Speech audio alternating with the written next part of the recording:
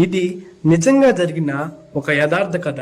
1936 ప్రాంతంలో మహారాష్ట్రలోని ఒక చిన్న గ్రామంలో ఒక రైతు ఉండేవాడు. అతని పేరు భాస్కర్ రావు. అతనికి పిల్లలు కూడా లేరు. ఆర్థికంగా కూడా చాలా ఇబ్బందుల్లో ఉండేవాడు. వారి జీవితాన్ని గడపడానికి రోజు వారి కూలి పనికి వెళుతూ ఉండేవాడు. అతని జీవితం ఎంతో కష్టంగా ఉన్నా బాబా పైన ఉన్న భక్తి నమ్మకం వల్ల ఆ కష్టాలు కూడా చిన్నపోయేవి. అతను ప్రతిరోజు ఉదయం లేవగానే బాబా ఫోటో ముందు దీపం వెలిగించి ఇలా ప్రార్థించేవాడు. బాబా, నీవు నాతో ఉన్నావు అని నాకు ఒక గుర్తు చూపించు అని ప్రార్థించేవాడు. వారి ఇంట్లో ఉన్న బాబా ఫోటో వర్షానికి తడుస్తూ చిరిగిపోతూ ఉండేది. అతను ఎంత మనస్తాపానికి గురయ్యేవాడు.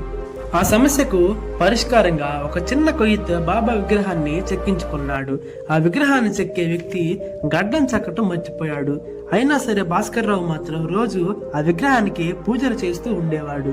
రోజులాగానే ఉదయం లేచి బాబా విగ్రహాన్ని చూసి ఆశ్చర్యపోయాడు భాస్కర్ రావు. విగ్రహానికి చిన్నగా గడ్డం వచ్చింది.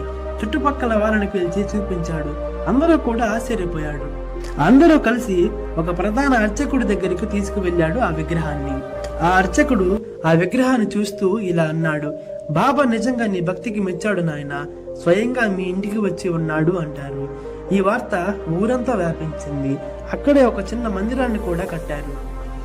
ఈ రోజుకి కూడా విగ్రహం అక్కడే ఉంది.